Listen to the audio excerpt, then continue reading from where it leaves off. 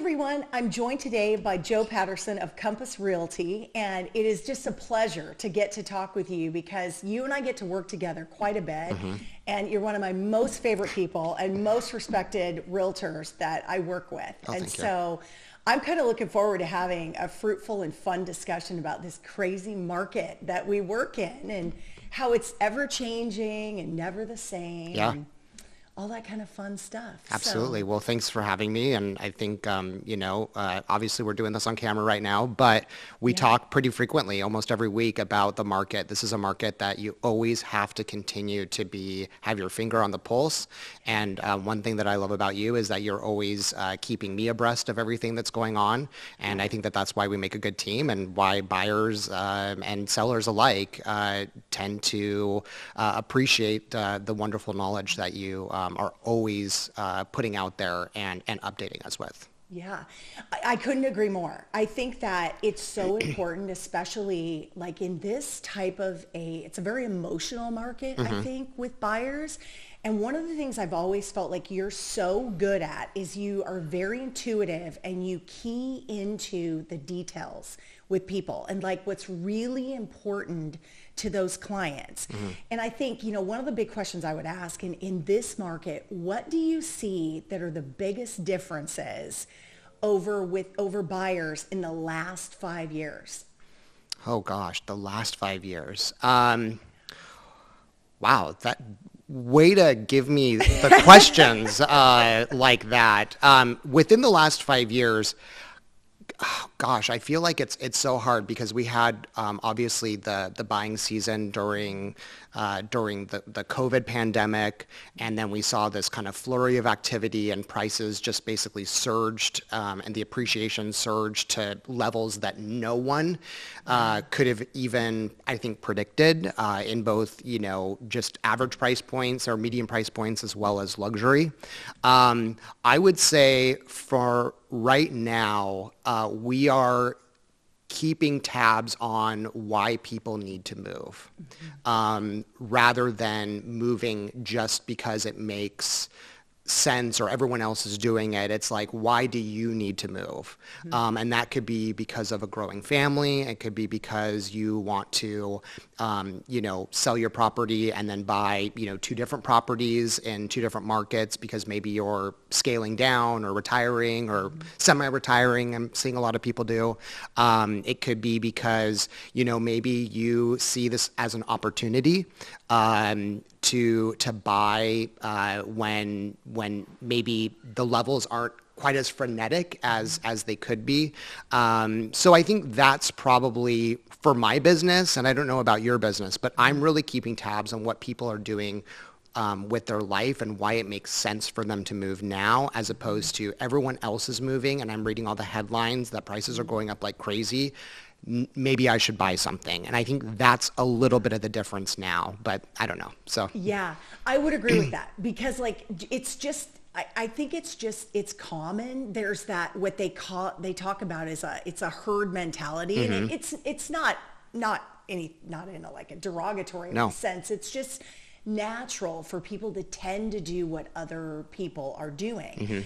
But I agree with you. I think that's the shift that I see now versus what it was like 5 years ago. It was a frenzy. It was like, oh my gosh, I'm going to miss out, versus today it's more like there's a tangible reason. There's a reason in my life that I'm going to need to make this move.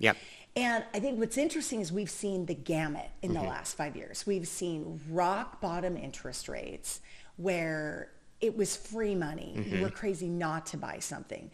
Now we have all these people in homes that are in sub 3% interest rates, and prices really haven't shifted that much. I think they've maybe gone down a little bit from the highs, would you say?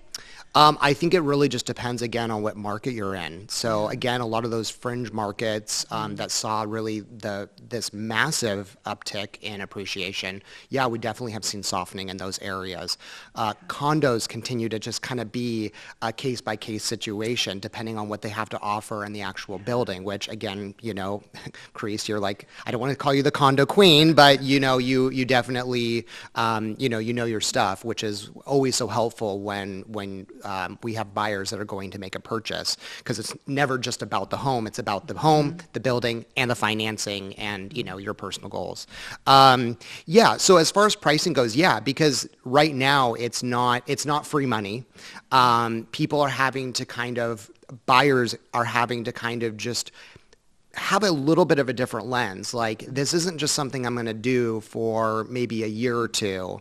This is something that maybe is going to be a little bit more of a permanent move. So yeah, I mean, it's the other thing is that it's crazy when you say 5 years. It's like, because of COVID, it's like, what was 5 years ago? Yeah. Because sometimes those 3 years that we had with COVID sometimes feels like it was all kind of squashed together. But what I would just say is that people are just taking, I think, a little bit of a breath before they decide to buy something.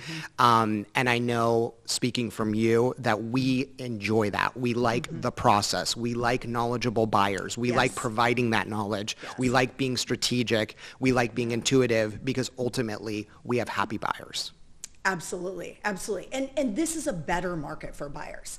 I think it's scary, quite frankly, when you're in a market where you can't do an inspection. They have to waive all their contingencies. I mean, we do everything we can to set them up for success and make sure that there's no surprises that will happen down the line. But essentially, they're having to give away the farm just to get into contract. And that can be kind of scary for a buyer. They don't have time to take a breath, walk through the house, do a second walk through a house. In a lot of cases, they're in the house a shorter period of time than they are a car that they test drive to purchase. Yeah. So that's why this is a really advantageous market for buyers. Going back to the condo market, this is where I really think there's a huge opportunity. Absolutely. We need to get the condo market back to where it is the first-time home buyer entry point. Back 20 years ago, that's what everybody's first home looked like. Yeah. And unfortunately, with the costs of building these condos, that's become less the case, because in many cases, the builders have to buy these big luxury condominiums for the numbers to pencil, for it to make sense for them to do it. But that said, there's still so many great buildings out there that are existing, that are 10, 20, 25 years old, that are phenomenal entry points for first-time home buyers. And I would love to see this market get back to where we can get home buyers back into those condos, because I really think that that's a huge opportunity. And it's not being taken advantage of like it really could be. Yeah, no, I think it is really interesting that you say that, because what I'm seeing right now too within Seattle and the Seattle area is that you have some buildings that were built in 1970s, 1980s, 1990s. And as we know, when you look at that reserve study, is that the usefulness life generally is going to be for those major components, elevators, siding, windows, roof, whatnot, are going to be anywhere from 20 to 30 years. And so you have a lot of those people that moved into those condos because, like you said, was kind of the entry level into being able to afford a home. But they've lived there for so long and they've gained so much equity. And now they're trying to figure out what they're going to do. Maybe they're going to move to another market or whatnot. But I'm seeing that those buildings now are actually, they are having to make some very large special assessments against those units. Yes. But I actually see that as an opportunity for buyers, because what I'm finding is that as the condo market slows a bit, is that we are able to get the sellers to pay that off. So again, everyone, a lot of buyers that I meet want to maybe veer towards townhomes as a first home option, which are great. I love townhomes. I love my townhomes. Yeah. But sometimes if you can get a seller to pay off that special assessment with their equity, which could be $30,000, $40,000 per unit, you could get an incredible condo that's larger than a townhome, is basically single level living, comes with amenities, and is basically going to be a brand new building by the time, it gets finished. And then, that is going to ensure that your one, when it's finished, you're going to see probably about 10 to 15% value, appreciation and value, but it's also going to, it's going to be a great home. And as far as you having to replace anything, you kind of let the seller pick up the tab. And so if we're able to negotiate that, I think that that's great, and it's a great option. A lot of those times, you get views. So, Yes. yeah, I mean, I think again, it's a case by case situation, and what I like about working with you is that you take the time. You know the clients. You talk with them about their goals, not just about financing the house. And I think that's why you and I get along, because it's not just about buying a house. It's about the journey that we're going to have together, about developing that real estate portfolio and accruing and building wealth and ultimately achieving, what your life goals are. Well, it's a relationship business, and it's a high trust. Yeah. It's a high trust, high touch business. And these clients come to us and they trust us and they need the guidance. And it's because, think about it, they only go through this a few times in their entire lifetime. And that's one of the interesting things as I've delved more into just the conversations I have with buyers about, because my approach with buyers is always like, I'm not just here to give you a mortgage loan. Yeah. I'm here to look at your overall finances, and I want to help you with your overall wealth. Real estate's just one part of the wealth puzzle. And a lot of people, what I find is they don't know what they don't know. They don't know about maximizing a 401k. They come in thinking, oh, I have to put 20% down. And they'll save up 20%, but they don't have an emergency fund if they put that 20% in. They're not maxing their 401k out. They are investing in the market somehow. And so it's an education process about showing, okay, this is how you can do it all and really make sure you're diversified and you're maximizing what your wealth opportunity really is. Because we are interested in helping them with this house, with that move up house that's going to work into their plans one day. Maybe the initial house becomes a rental property. And a lot of it, I find, comes down to money mindset. Every one of us has a money mindset. And it's nothing derogatory, good, bad, or indifferent, but just everybody, because of maybe how we grew up, what we've been influenced by, our experiences, we have these different money mindsets. And I think it kind of boils down to a few different ones, like one being the prosperity mindset, where that's sort of the person that just say, the world's my oyster. I see opportunities everywhere. I'm interested in creating wealth. There's more the wandering mindset, which is more the person that's kind of like, goes through life and has their job and they cover their bills, but there's not really a lot of planning that goes into it. Then there's also the really risk averse, which I think a lot of buyers nowadays that I talk with, they're the risk averse fear mindset. And there's a lot of layers to get through with that mindset. But once you can kind of sit down and see where they're coming from, and kind of the attributes I see in that fear mindset is they get paralyzed. It's the analysis paralysis, not sure what to do, fear of losing money, fear of losing equity, fear of making a change. I'm curious what your thoughts are around that in the buyers that you see and even sellers that you might talk with too that might be contemplating listing.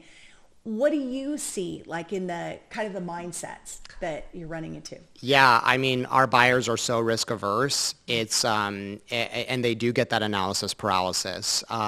We're really fortunate here in the Pacific Northwest, I think, to have some of the smartest, most analytical buyers and sellers just out there, period. We continue to learn so much from our clients all the time. But yeah, they're so risk averse.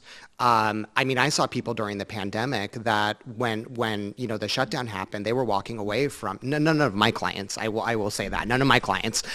They were walking away from $20,000 to $30,000 earnest money deposits because they were so freaked out that we're going to go through another housing recession bubble of 2008. And I guarantee that those people are probably because they were paralyzed and they were led by fear.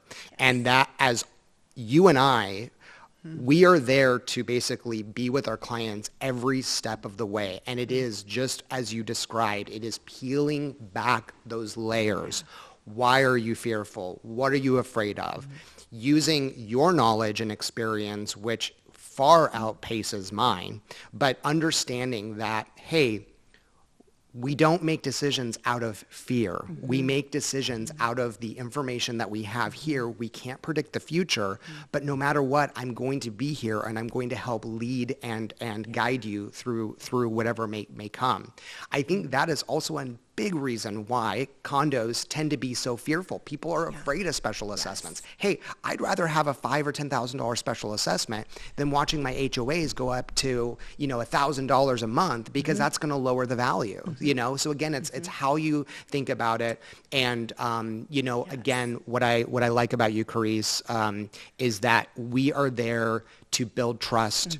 We get great client referrals of clients that we've worked with that refer us. We have to have that trust, because we're not here to sell you something. Right. We are here to guide you. Yes. And we want to hear what your fears are so that we can help you understand, is it something to be fearful of? Or is it something that this is common? Let's work through it. Let's talk through it. Let's look at what the statistics are out there and what we're seeing.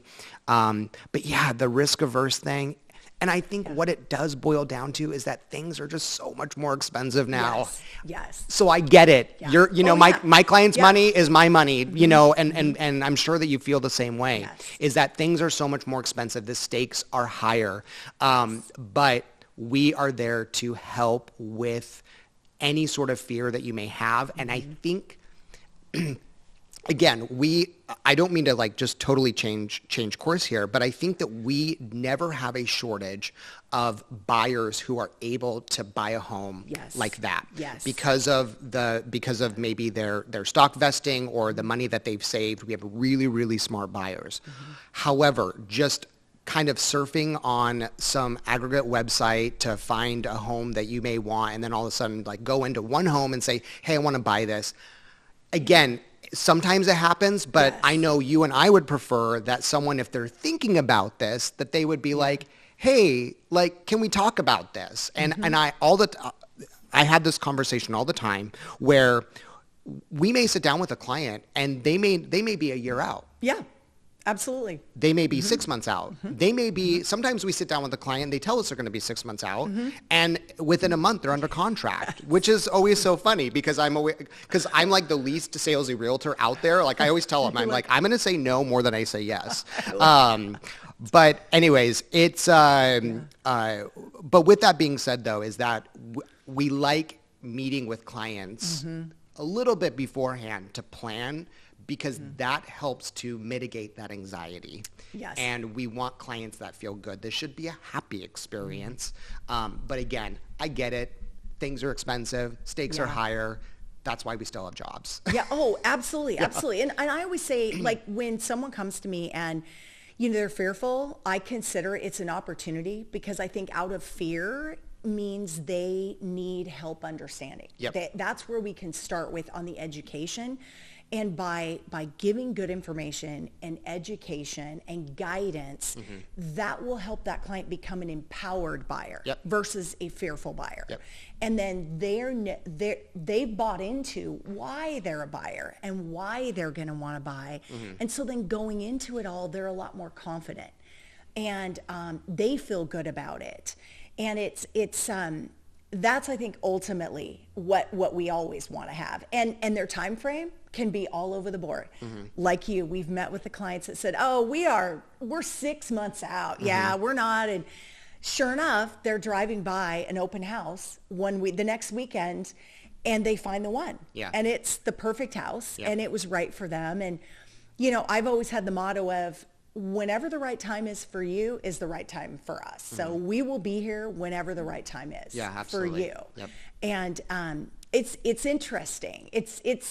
I think what's fun about this market is it's always changing. Yeah. And people, they always need to live in a house, and they need good investment opportunities. I think the biggest challenge I see coming down the pike is really, how do we get those homeowners that are in sub 3% interest rates to list their properties. Yeah. I mean, what has your conversations been around? Some of those clients that you might have that they really maybe want to buy that next home, but they're like, Joe, I've got this 2.5% interest rate. I really am not a fan of the house anymore, but gosh, it's really hard to leave this 2.5% interest rate. What do you say to them?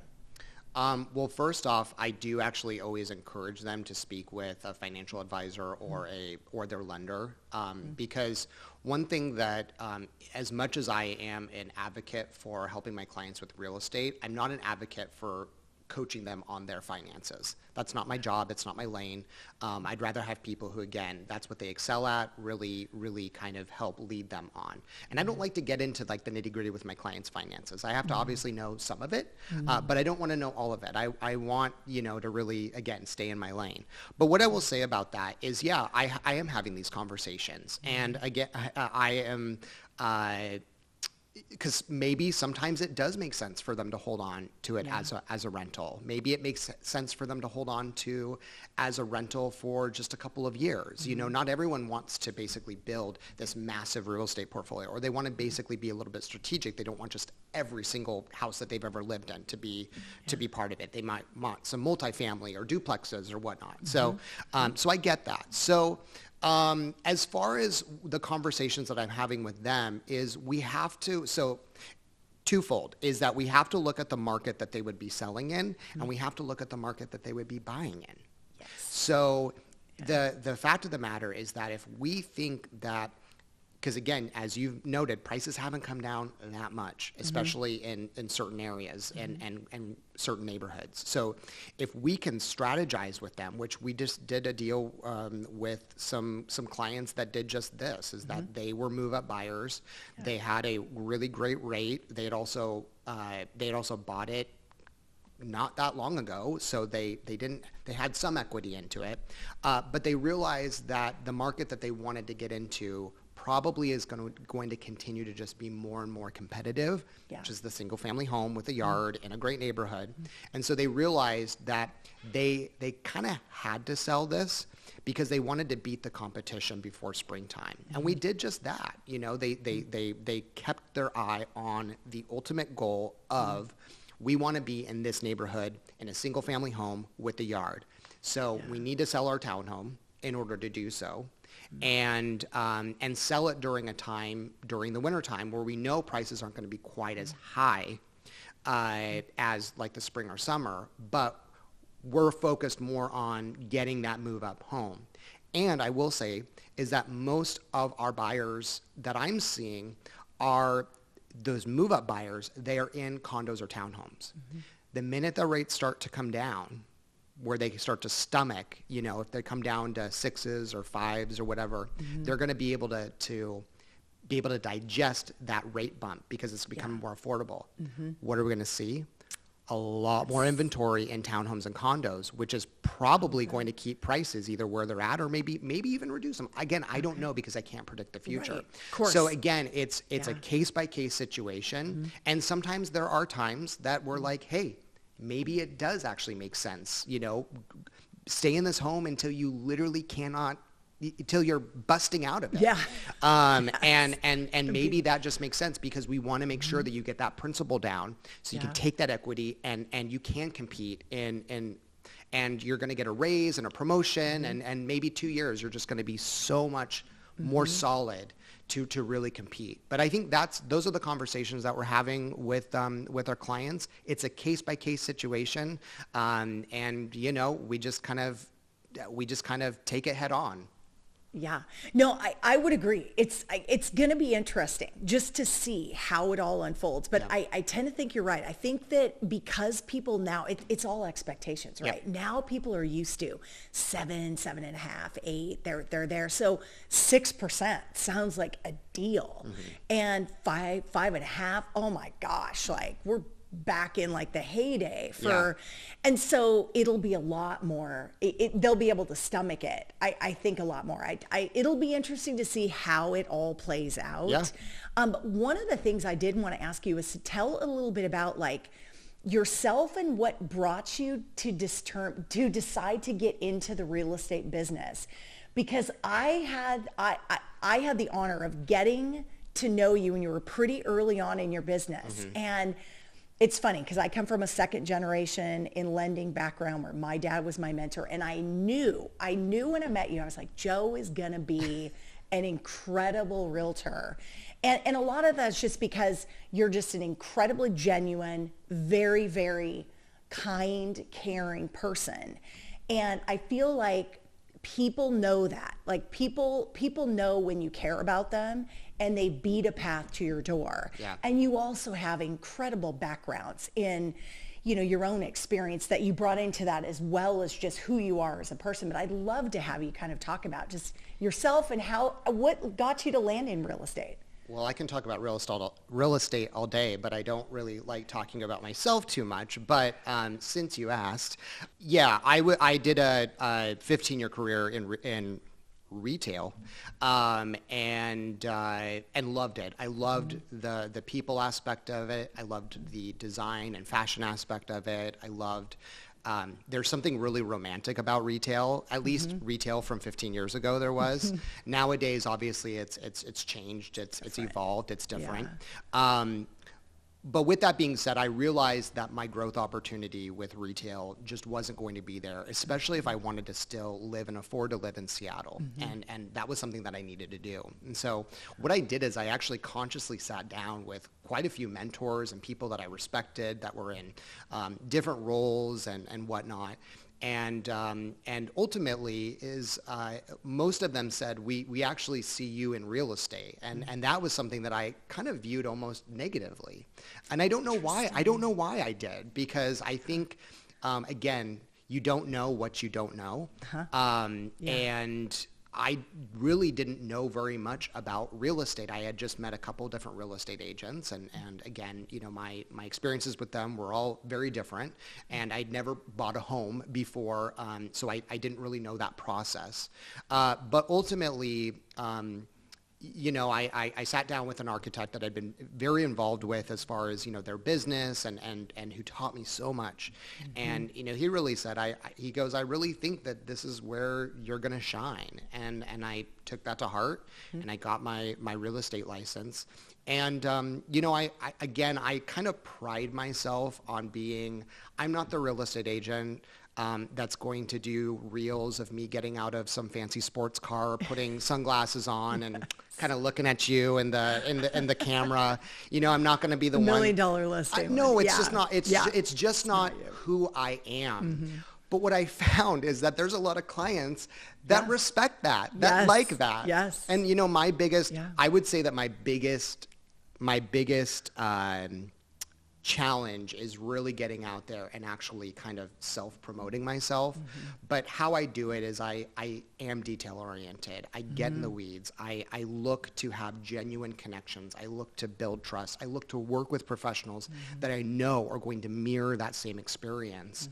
And, I remember, Carese, we had this conversation. It was very new, and I said, well, I heard that you should only work with a lender who basically gives you so many referrals for clients a year. And without even blinking, you said, well, that can happen, but my job is more real estate agent focused as opposed to client focused, like us in real estate. And you said, but what you really should be looking for is a lender who is going to complement the experience and for your clients, that is going to be knowledgeable, that is going to be able to close, get the job done, and is going to basically provide this holistic experience for your clients that's going to make you look good and ultimately make the client happy. And I think that is ultimately where I have been. It's not a quid pro quo. Yeah. Sorry, unpopular belief. It's not always about quid pro quo, okay?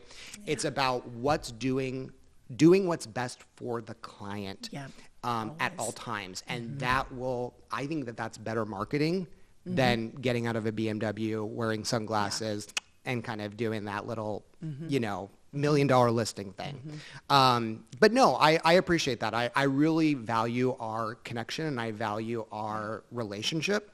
But I think that, you are someone, again, I have to say, I remember when we did a little Zoom call and you weren't even doing video then. And so to see how far you've come and evolved in your business of someone who has such a vast experience level, and seeing how you're finding ways to reach out to new types of buyers and sellers alike is really inspiring. And so again, I think that keeping those people in your circle is really important. And yeah, I hope that we do this 10 years from now. Oh, absolutely. Absolutely. Well, I think, it's like we say, I like you, I'm not like a salesy person. Yeah. That's just not my personality. I like to work with people I like to work with. And because it makes me feel good. Yeah. And the thing is, we do a better job when we're authentic and we're in. I remember a mentor of mine a long time ago said, just do things you like to do. Hang out and do things you like to do, and work with people you like to be around, because you'll be your authentic self in those moments, and people beat a path to your door. Yeah. And when they know that you care about their best interest as the number one priority, everything else falls into place. Success follows that. If you're always thinking about what is going to be best for that client, doesn't have anything to do with the commission, doesn't have anything to do with the closing. I mean, we definitely had deals. I know I've had loans where I've said to the client, this just doesn't make sense for you to do. And clients appreciate that. And our business is word of mouth, it's reputation, and it's through referral. And we've always had a lot of clients that refer us, their friends and their family, and there's no higher compliment than that. And there's also a huge responsibility that I've always felt, and I know you feel the same. It's a responsibility that person that's referred, I mean, that's a huge trust that they placed in us to send that person to us to take care of them. And like, I've just always taken that approach that every client I would treat and give them the same advice that I would give my family member, because I mean, that's the right thing to do. Totally. That's just life, and that's who we are as people. I think it's interesting as we go into new generations. Like, I have found, as I've gotten older and I've started a new decade recently, it's like I'm further away from these different generations coming up. Yeah. And they have distinct and unique communication styles. Yeah, I think that you have to understand that Gen Z are used to learning from a screen, a tablet. Yeah. And so some of the things that I've been able to do with my business is I do a lot of screen share explanation guides, because again, Gen Z is a little bit more, I find, protective of their time. They've got a lot going on. They've got a lot of interest. They're generally very active on social media, or they're not active on social media. It's like one or the other. That's true. Yeah, so yes, you're right. Yeah, it's one or the other. Yeah. But what I find is that they're also very comfortable with having kind of pretty important conversations via text, where some of the generations before prefer to do that either via a Zoom call, a phone call, or even in person. I do sometimes chuckle when I see an actual ink to pen signature on some forms, and sometimes that is a little baffling, because obviously Gen Z and definitely millennials are more prone to kind of everything electronically signed and whatnot. So as far as, what I'm seeing and how I'm kind of migrating is that I do a lot of screen share videos with important topics. And then it's like, hey, when you get a moment, let me know if we can text if you have any questions, and just making sure that they're able to kind of still get all the knowledge, but it's always on their own time. And that's how I can best kind of serve them. The other thing is that social media actually does matter, I find, especially to millennials and Gen Z. They view it as a way, especially if maybe they are a younger homeowner and maybe they're going to go sell.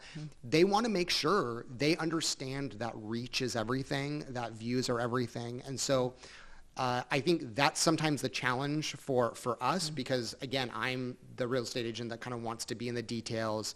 I also have a staging company. So, again, I'm doing that to hopefully net my sellers more money, but it takes me away from being able to kind of get out there and proselytize and promote and whatnot. But always making sure that we are helping them understand how we're going to market their property, because the more money that they get from marketing that property, obviously they're going to take that equity and they're going to go probably put it into something or invest in another property or buy another home. So those things I think are what I'm seeing, but I'm curious what you're seeing. It's interesting. I would say the difference I see in the Gen Z generation versus millennials is their relationship and attitude towards money is very different. Okay. I actually think Gen Z is going to jump in and become home buyers earlier than millennials. 100%. And they see the value of it versus, you have to think about it. Millennials, they really grew up during the financial crash.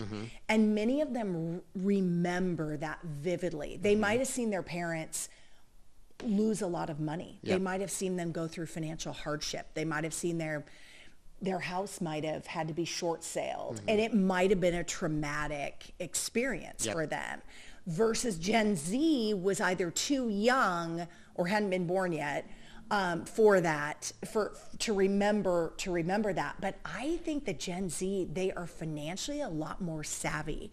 They understand what high yield savings accounts are all about and why you should keep your money in a high yield savings account versus like just a retail bank account that earns you nothing.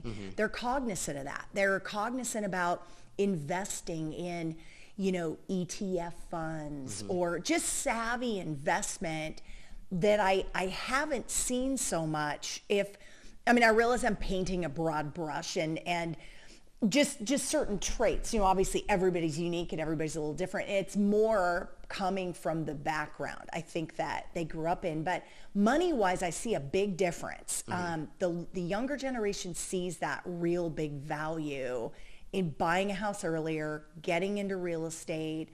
Other things that I see different too is they are sort of more in the sharing economy. They don't necessarily go buy the car. They will go and do a sharing type of a scenario with a couple other people. Or maybe they don't even have a car. They take public transportation. Or they'll set up their life where they don't have to drive. They have roommates. That's another big thing. They don't live necessarily in their own space by themselves. They'll have roommates. They'll share in things. And they tend to be a little bit more frugal. Well, basically you have the, obviously the boomers, and, a lot of them held onto their house for a long time. Millennials were really delayed because of the financial crisis and also probably, like you said, kind of that PTSD from living it while they were kind of getting out of high school, going into college, getting into the job market, all that sort of stuff. So, and then on top of that is that we had social media kind of coming in and really kind of putting this massive value on aesthetics, is that you couldn't just live in a home with, basically pink curtains and, whatnot. You had to live in this beautiful aesthetic paradise that you were showing off because you were doing these, your YouTube channels or whatnot. And it was totally changing. So you had a lot of these millennials that then came in and they really had to transform these houses into what they wanted. And now you have kind of Gen Z that is probably, in my mind, benefiting from it all. Yes. Because they're getting to learn a lot from what the millennials had to experience. They have so much more information at their fingertips. And so it is going to be really interesting. Again, I think what I'm seeing with my Gen Z buyers is I don't have a lot right now, but the ones that I do have been very financially savvy. Yeah. And they are off to so much of a better start because the economy has just helped them out so much more. Yes. Again, I am a millennial. My heart still rests with them right Sure. now because, of course. again, I get it. We all know what it's like to get out of college and make pennies and work, 80 hours a week and be told that, our job can be gone like that. So I get it. They're my people. I speak your language. But it is kind of refreshing to see, these very smart, savvy this new generation kind of coming up behind them, and they are benefiting from it. And they are also still young enough that they don't have to maybe necessarily worry about having that space for the kids, the family. They don't feel the pressures of having to kind of be amongst your peers, and they're in a really good position. And so, you know, if we can be able to sit down and talk with those buyers and help them plan out, that's always great. I mean, it's job security, but it's also refreshing to see kind of those different styles amongst the different generations. I would agree with that. The interesting thing too is they kind of use social media to help educate themselves, which is great when they come to you, but they ultimately, when they make the buying decision, they want that personal, they want that personal relationship. They want that personal guidance. And what's great is what I've found is many of them have come to me and said, you know, I looked at your social media, I've listened to some videos, and I remember hearing you talk about that, and which is great because they have really educated themselves a bit before we even sit down and have the conversation, and you kind of have built a little credibility with them because they've seen that we're out there. And this is a generation that's never ever grown up without a cell phone. They've never grown up without a screen. And a lot have always had the social media there. So it's interesting, but I think it's a lot of fun just to see how different styles, communication styles, how people take in information, and then we can speak to that because everybody's a little bit different, but that's what makes it fun. So if you were to kind of think about how you look at money overall, like money, wealth, kind of overall, how would you describe sort of your own money mindset? My own money mindset. Oh, interesting. Well, I am a millennial, and I do, again, I think, again, something that you and I connect with is you never forget where you came from. So my background, I was... grew up very poor, and I don't view that as a weakness. I view it as a strength because I have had to work for everything that I've ever gotten, essentially. And but my money mindset at this point is that I was kind of, as you described, as this wanderer. Especially before I was in real estate, I was a wanderer. I was like living paycheck to paycheck. I was just trying to cover my bills. Working in retail, I spent way too much money on clothes. And again, I look at pictures of myself in my 20s and I looked great, although, you know, obviously time will tell, you know, as far as fashion goes. I had a lot of fun. But the reality of it is, because that's just kind of what everyone in my age bracket was doing. We were just kind of surviving, having a lot of fun, trying to kind of put the woes of the economy kind of in the rearview mirror. But ultimately, now that I'm in real estate, you know, our pay is never guaranteed. Obviously, it's more consistent. The better your reputation and the more business that you do, which is great. But my personal money mindset is that, you know, stop spending. Stop spending on frivolous things that probably don't matter. Make sure that you have good people in your corner that are more financially savvy than you. Make sure that you trust them, that they are walking the walk rather than just talking the talk. I think, again, a lot of people can get caught up in that when they see these influencers, and it's like, what are they actually doing? Are they just kind of putting a message out? Or are they actually kind of walking that walk and doing those things that they need to do in order to basically become more financially savvy and more financially secure? So I think, but at this point, my own money mindset is that don't spend more than what you make. Don't spend so much on frivolous things. But I am also of the mindset too, is that I want to be able to enjoy my life. I don't want to live like a pauper. I've lived like that in my 20s and part of my 30s. You know, I want to be able to also travel, do the things that I enjoy. It's not just about you know, stocking that money away. It's also about what's the consumption like, and who are the people around me that are going to be enjoying that consumption, essentially. But yeah, I mean, I guess I think that's I think that that's kind of like my mindset. I'm also of the mindset, I will say though, I think sometimes what's hard is that so many people look at kind of these checkbox houses. They look at houses that check the boxes because they've watched HGTV since they were 3, and everyone wants the certain things, or they're thinking that that's what makes them happy. And I have found that my own happiness comes from good design. Okay, so and again, I think that that's why a lot of clients are drawn to working with me, is that I have kind of this duality of like, okay, is this going to be a good investment? Yeah. But also, good design sells, and especially in markets like Seattle, good design really sells, especially if it's kind of a combination of some of these check boxes, as well as having this unique thing that, about the house or about the property that you really can't find anywhere else, whether that's the size of the property, the topography, whether a notable architect or designer helped design it, those sorts of things. So I think that that is part of what also guides my money mindset is making financially savvy decisions, but also enjoying it and having a design mindset and knowing that that's going to feed into, if I ever need to like buy another property, that I know that the property that I'm living in now, one, I'm going to enjoy it, and it's maybe going to be a little bit more because I'm kind of doing some design aspects of it. But if I ever go to sell it, I know that that's going to be unique. And I know that I can defend that price more. And I know that buyers are going to respond to that because it checks those boxes, but it also looks damn good while doing so. Yeah.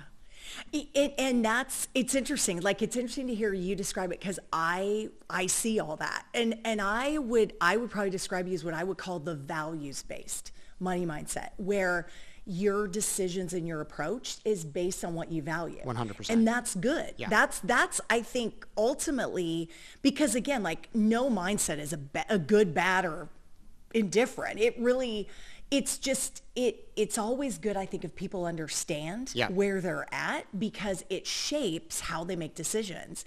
And the cool thing about, I think, the values mindset is that it guides you. You spend intentionally based on what you value. And, it's spending isn't a judgy thing. Some people value one thing where others don't value that. And so they would choose to spend money based on that. Same with investing.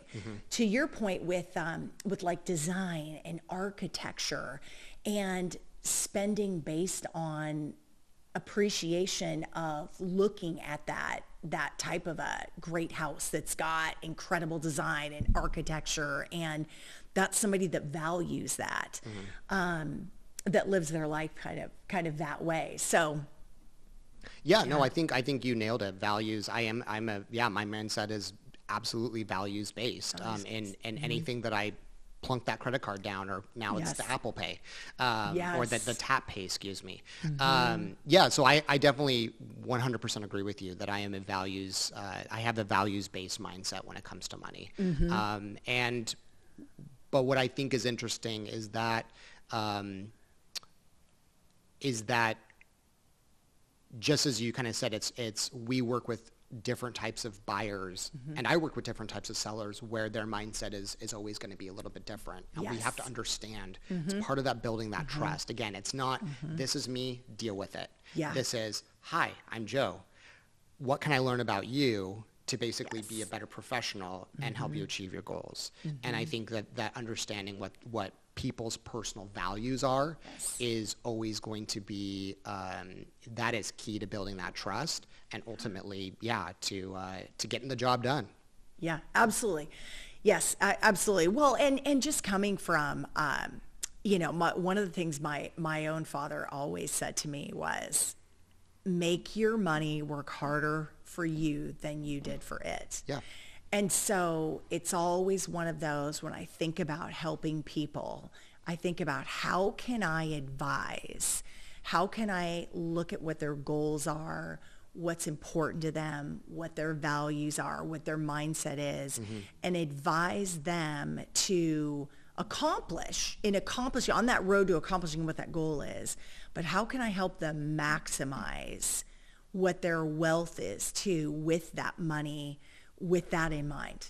Like, having that, what they worked so hard for, work harder than they did for it. So where did you get your money mindset from? I'm curious about that. That came from my dad. Okay. And my father grew up in a 2-bedroom house. He was the oldest of 5 kids. And both of his parents, very hard workers. His mom was a waitress at the local diner in Camas, Washington. Okay. His dad worked on the lines at the Camas paper mill. Very blue-collar family, hard-working, good people. They instilled a really hard work ethic in my dad. And my dad would, come home from school and do chores around the house. But he was the oldest of 5 kids. Yeah. And the thing that he remembered, that I remember him sharing with me, was he said when he was about 12 years old, the firemen came and delivered their Christmas presents to them one Christmas morning. And he said that always hit him. And he said it was a double-edged sword. He said on one regard, I was incredibly grateful. And I was so happy because it meant my brothers and sisters and I were going to get something for Christmas, because his parents couldn't afford the presents. And the neighbor down the street saw that and didn't want the kids to be without Christmas presents. So she went to the fire department. And so he said it always made him feel grateful because the fire department delivered the presents. He said it was a defining moment in his life, though, because he said, as I sat there and I watched it, I thought, I don't ever want to be in this position one day with my own family. And it was his motivator. Yeah. It was his motivator. Like, he knew his parents were doing everything they could do, and they were good people. And they had a roof over their head. They had food, and they went fishing to get fish to cook for that dinner. But he said, I just knew I wanted something different for my life, and that became his defining moment. That was his motivator. And so through that, when he left home after high school, he sought mentors. And he said, I went into banking because that's where the money was at. Literally, that's where the money was at. And mentors taught him along the way that the 8th wonder of the world is compound interest. I swear. And it's taking what you have and multiplying, letting it multiply passively, and letting that money work harder for you than you did to earn it. And so that was always his motto, is what can I do to keep the money moving so that it multiplies and works harder for me than I did for it. And so that's where it comes from within me. And I watched him do that. And I saw my parents buy their first rental property to buying their 50th rental property. And as a kid growing up, on Saturday mornings at 7 a.m. in the morning, my dad would get me out of bed. I would get dressed. He wouldn't even comb my hair. My mom was mortified what I left the house looking like.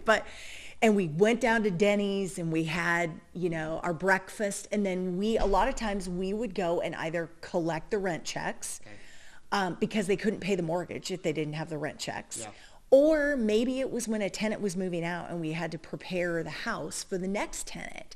So I would go in there and help my dad paint out the rental, clean the kitchen, clean the ovens. He would paint. And I remember I remember at 7 years old, I opened up a passbook savings account at Washington Federal, and I got paid $7 for helping him with clean a rental house. Yeah.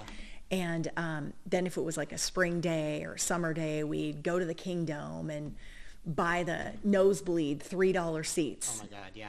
You're totally you're totally speaking my language, because two things I wanted to touch on is I actually had that experience of watching, I'm not sure if it was a fireman or as a policeman, come to our front door with a big black sack, like a garbage bag.